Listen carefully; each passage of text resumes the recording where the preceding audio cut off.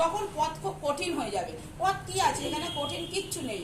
আমি খেয়েছি, আমি 10 জনকে খাওয়ার কথা বলেছি, আমি যে উপকারটা পেয়েছি সেটাই আমি বলেছি। আমি যেরকম এখান থেকে ইনকাম পাই, অনেকেই এখান থেকে ইনকাম পাচ্ছে। হয়তো আমার মতো লেভেলটা এখন আসতে পারেনি, সবাই আসতে পারবে। এখানে লেভেল আসতে গেলে ধৈর্য ধরতে হয়। এই বিজনেস 3টের সাথে দাঁড়িয়ে আছে। বিজনেস টিকে থাকবে তখনই আমার ভিতরে বিশ্বাস থাকবে, সততা থাকবে, ধৈর্য থাকবে। এই 3টে। কিছু মানুষ আছে খুব তাড়াতাড়ি আসছে ঝড়ের গতিতে, খুব ঝড়ের গতিতে আবার চলে যাচ্ছে।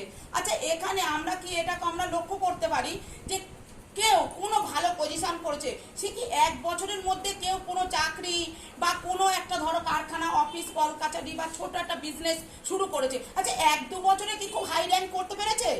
কেউ বলতে পারবেন এখান থেকে যে 1 বছরে অনেক কিছু করে ফেলেছে? কেউ পারে না। কিন্তু এখানে আমাকে ধৈর্য ধরে সিস্টেমটাকে আমি টিকেছিলাম, ধরেছিলাম। যেভাবে আপলাইন বলেছিল, আপলাইনের কথা মতো আমি চলেছিলাম।